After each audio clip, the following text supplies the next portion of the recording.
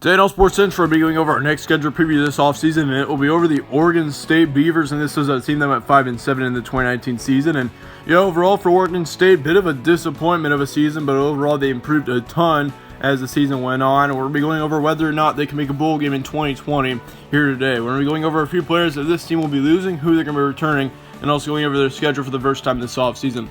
Starting off the games that Oregon State has had since November, we start off on November 2nd when they played the Arizona Wildcats on the road. That was a good win there, 56-38. I mean, allowing 38 points to Arizona was a bit concerning, but yeah, overall it was a great game there. And then on the 8th, they played Washington. That was a home one, and they ended up losing that one 7-19. That was a low-scoring one there. Then you see Arizona State. They played them at home, got the win by 35-34. That was a tough loss for Arizona State there. And then the next week they played Washington State on the road. Tough loss there for them though, 53-54, a 1-point loss in a shootout for Oregon State. And then they finished off the season with a loss to Oregon on the road by 2 touchdowns. So overall, they were able to keep up with Oregon pretty well. And as you can tell, I mean, this team actually really improved over the season. I mean, if you look back at the beginning of last season, they really were not a very good team at all. We're really looking at, I know they were 2-3 in November, but just looking at this month, they were able to keep up with Washington, Oregon, Washington State they had a shootout with. So, and yeah, they played very well on the road as well. So for Oregon State, I certainly think they improved a ton over last season. Between September and October, they were 3-4, and between November and the rest of the season, they were 2-3. Moving on to returning production for Oregon State, they lose their starting quarterback in Jake Luton, which he had just over 2,700 yards of offense last season with 28 touchdowns and 3 interceptions. He had a great touchdown-interception ratio. 28-3 is very impressive. He was actually a great quarterback last season. I mean, not really anyone's talking about him, but yeah, I mean, putting up 28 touchdowns and only 3 interceptions on a team that you could consider less than average is really, really good. They do lose their top running back in Art Pierce. Big loss there as well. He had just over 1,000 yards with 7 touchdowns. They returned their second running back in Jamar Jefferson, which he was a big player for this team, so that's going to be big to be able to return him. He had 770 yards and 10 touchdowns last season. They also lose their top wide receiver in Isaiah Hodgins, which he had just over 1,100 yards of offense with 13 touchdowns last season. And they also returned their second wide receiver in Champ Flemings, which he had just right around 500 yards of offense with 3 touchdowns last season. So overall, losing their top wide receiver is going to be tough, but at least they return their second. It's kind of in the same situation as their running back cores, and you lose your top one. However, you do return your second one, so that is something to look at on the bright side. However, they do lose their third wide receiver, Noah. He had over 400 yards last season as well. So, yeah, he's going to be a tough loss too. So, I mean, on this offense, you're losing quite a few main weapons, especially from 2019, including your starting quarterback as well as your top running back and wide receivers. So, yeah, certainly for Oregon State, I mean, this is a team that could have made it to a bowl game last season. It's really tough that they didn't. Of course, they had a couple really close games that if they could have just gotten an extra field goal, Oregon State would have made a bowl game last season. I mean, that Washington State game at the end of the season was a huge example of that. They lost it by 1 in a shootout.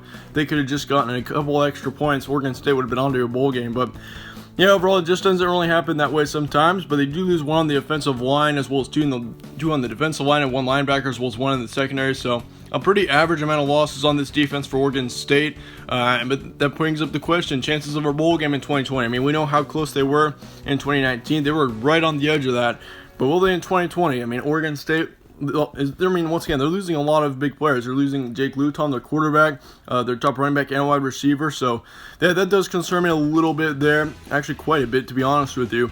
Typically, out of most teams, I mean, especially for Oregon State being a team that's a bit lower than average, losing your starting quarterback, it could bring up a bit of a rebuilding season in the next season. And I do expect that for Oregon State. I don't expect them to miss, or I don't expect them to have a flop of a season by any means, but saying that they're going to make a bowl game, I'm not going to guarantee that by any means. But moving on to your schedule, I mean, their schedule isn't all that terrible. You got a tough one to start off the season in Stillwater against Oklahoma State. Then you got Colorado State at home on the 12th. You got Portland State also at home on the 19th. You also got Washington State then to finish off September at home.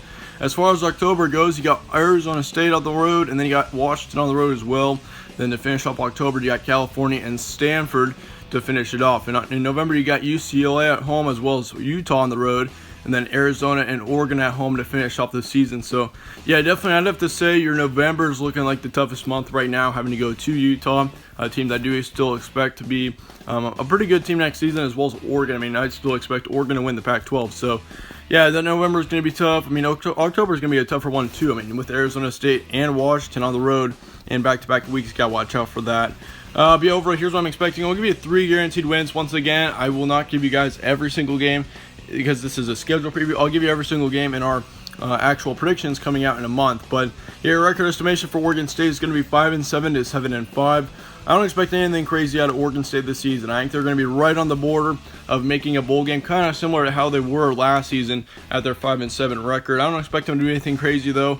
Like, I don't expect them to win their division by any means, but I think chances of making a bowl game are somewhat good. As you can see by the record estimation, it'd be about a 2 to 3 chance because I'm expecting 5-7 to 7-5. But yeah, once again, for Oregon State, being a team that's losing a lot of talent, especially on the offensive side heading into 2020, it brings up a couple of uncertainties for me, and that's why I don't expect Oregon State to make a bowl game, but I do think that there is a good chance of it. I'm not saying it's a guarantee, but I think there's a good chance of it. But nonetheless, that about wraps up this schedule preview.